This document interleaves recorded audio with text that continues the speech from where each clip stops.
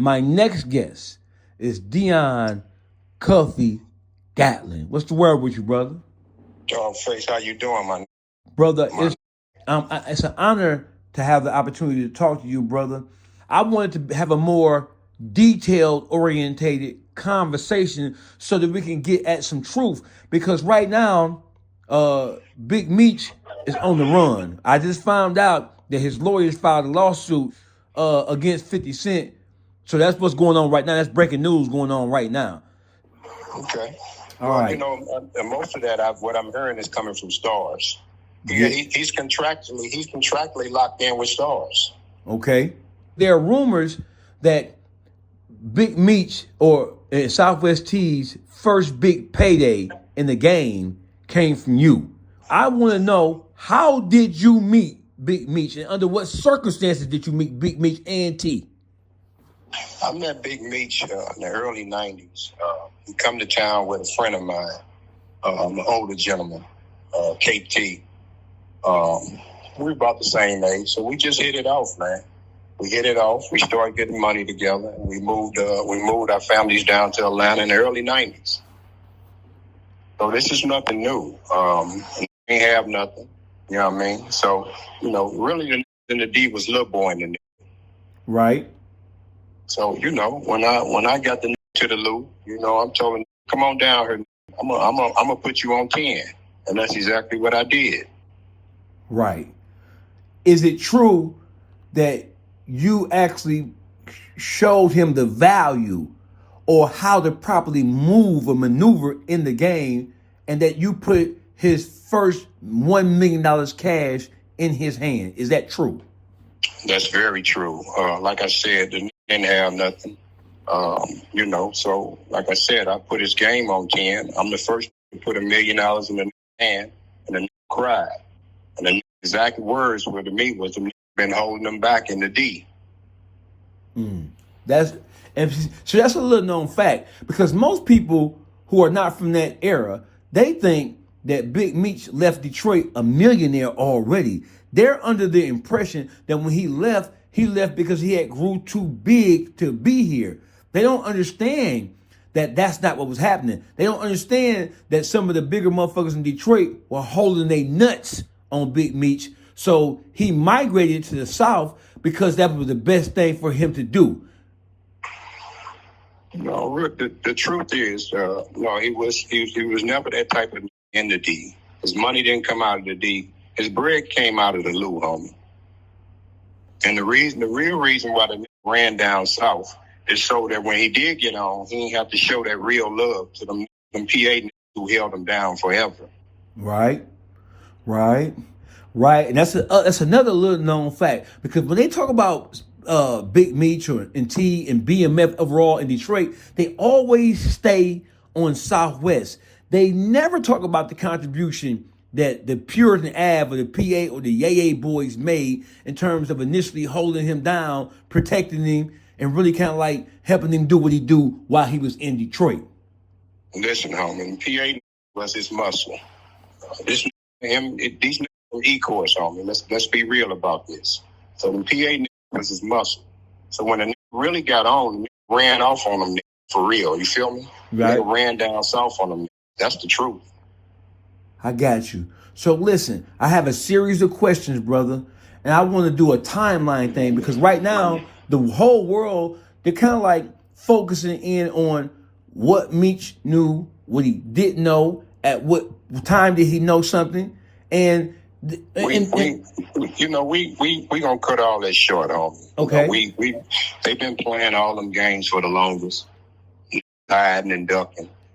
The agent testified that Demetrius Flannery was aware of the deal, and that Demetrius had one request, and that his name does not appear in any documents. This was Special Agent Keith Cromer's testimony. CS1 testified, Tammy Collins, that Demetrius Flannery was aware. She signed to be a government informant to give Demetrius Flannery a time cut. She had the courtroom clear it out. If you go on Pacer, pull my docket sheet, you'll see where CS1 requested that the courtroom be closed. Got you. Let me ask you a question, Cuffy. at any time during the initial stages of your indictment involving this whole Tammy Collins thing, did you talk to Big Meech or did you send a message to Big Meech in any way to tell him or to alert him of what was going on? We sent Big Meech certified mail. Big Meech set me up, and Tammy set me up with this thing in 2013. That's the last time I've heard from this. We sent them. We sent them correspondence through the attorneys, asking him, is he aware that his name is in court sworn documents, and sending me a truckload of cocaine. He never responded. We know he got the mail because we sent everything certified. I have not heard from this of 32 years since they set me up in 2013. Is all these so right now some of the most well-known members of BMF, like J-Bo, for example. J-Bo, he is strangely, suspiciously silent about all these facts that are coming out. I believe J-Bo is from St. Louis, isn't he? He is. Okay. He is. What's your relationship with him? You know, I never knew J-Bo. He was cool with my little brother, Magic or Wani. He passed on the first BMF indictment. He passed in USP Atlanta from an asthma attack. Got you. So I never knew J-Bo. He was always one of the little homies. But that's a hell of a question, man. When he got home, I think around 2018, I personally told him what the did to me. Right. And the exact words were, man, you sure, You sure, big homie? I said, listen, man, I'm telling you the bad news, homie. This is what I'm telling you, man. So the party with me with these words with that, I got to holler at the homie, man. He got to explain this shit. My words to him was, man, how can you explain this shit, homie? How can you explain this shit? So I never came out until 2018, until I got black and white. See, I never knew this role. I never knew this role until 2018, to the Franks hearing. And tell us what happened in Frank's hearing that really alerted you that Big Meech had a hand in this. What happened? Well, CS1, Tammy Collins testified that she became a government informant to give the Meech's Slinger a time cut. And we said, whoa, you serious? So then she further testified that he was aware of the deal. Special Agent Keith Cromer testified that Flannery was aware of the deal. Flannery just wanted to make sure that his name wasn't in any court documents. So that's some typical rat shit. I'm a rat and tell you everything you need to know. Just don't put me on blast. Well, man, listen, man, this shit's simple, man. This shit ain't that complicated, man. 2013, called me. Yo, bro, what up? Yo, check this out. I got some good people, man. Yo, I got to get off this joint. I'll let Tammy. Let's get it. So that's how it started, man. I talked to Blue earlier, and Blue said that when you came back in the day, when you came down, he gave you access to the Bentley, I believe it was. He said that when you were moving around, in part with Tammy in the attempt to kind of like sell the story. What was your relationship with Tammy as it relates to the BMF story and the life rights of Meech? What y'all was trying to do with that? He introduced me to Tammy around 2009. My job was to procure a movie script. And so that's what we were working on. I told her that she needed to get his life rights and that I would get us a deal, which me and Louis Burrell did. Louis Burrell is an opening was MC Hammer's big brother. Got you. We go way back. I fucked around with him on the music tip years and years ago. Good, got Hollywood in the headlock. And so me and Tammy have been taking meetings in L.A. for years, starting back in 2009. So we had nothing to do with any drugs, anything. It was perfectly legal. As a matter of fact, all of it is documented in the case, in the paperwork. Got you. So let's get back to Blue in the blue Bentley coupe. Okay. So when I come to town, I run into the homie, Lil Blue. I grab the car, and so I'm moving around. But before that, the Meech sent another Mexican at me that was a government informant, confidential source. I didn't know that the was bad, but when I meet him, he rubbed me the wrong way. You feel me? Right. And so I bag up both of them. But come 2018, when we get the discovery, I find out that he was an agent, and that a confidential source had introduced us to. Who introduced me to him? Nobody, nothing other than Big Meech.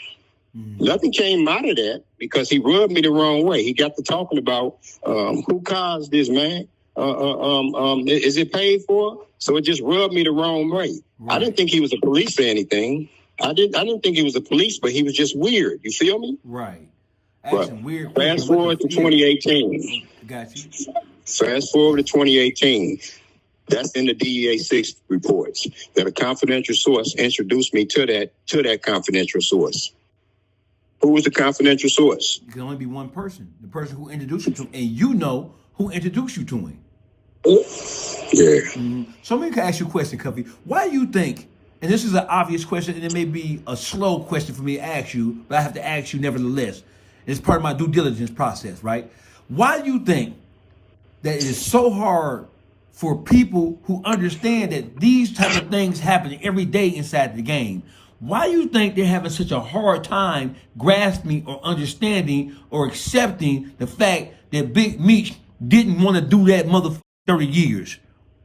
Listen, man, you have to understand this generation. You have to understand this generation. Most of these, they got a mentality.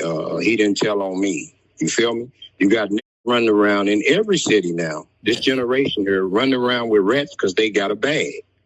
You know, you feel me? I've lost 30-year partners. Some Detroit, I ain't gonna say their name, you understand, who told me, yo, man, the homie Cuff, man, the homie was trying to get the Mexican. He wasn't aiming at you. I'm like, what? You telling me that the homie was trying to tell on the Mexican, and that's cool?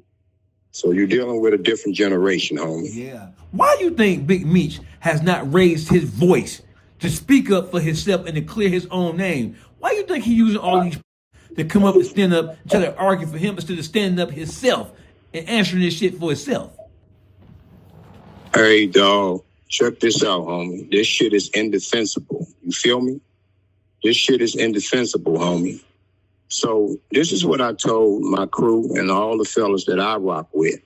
I told them that the nigga was going to have to hide Tammy Collins. And at any point that he fell out with her, because she's attention hungry, at any point that he fell out with her, that she would spill on him. You feel me? Right. And this is what we have coming to fruition right now. Right. You understand what I'm saying? So this shit is indefensible, homie. All right. 50 feel the same way I feel. This is an ungrateful. You feel me? Right. So this shit is indefensible, homie. Right. So how do you feel about people like Lil Meech and the Sosa guy, like trying to attack your family name and directly trying to go at your people, at your blood? How do you feel about that? It's a deflection. You know, I have no comment on these guys. Sosa's a worker. I don't know his son. I remember being around his son when he was first born. I know his mom, Tyra, but I don't know the kid, you understand? But, you know, they trying to fight for their brand. They trying to savage this BMF shit, homie. Because this is how they make their living. This is how getting in the clubs still to this day. This how you feel me? They trying to savage their brand, homie. And you don't have men anymore. So the silence only says complicity. You feel me? Mm-hmm. I get you. I understand. Thank you, man, because it ain't many of us left, dog. Yes, sir. You feel me? Yes, sir. It ain't many of us left, man. Absolutely. Alhamdulillah. Ain't many of us left, man. Yes, sir. So I thank you, man. Hit this line if you need me. You feel me? I got you. It's been an honor and a privilege, brother. Salute. Nothing but love. Salute.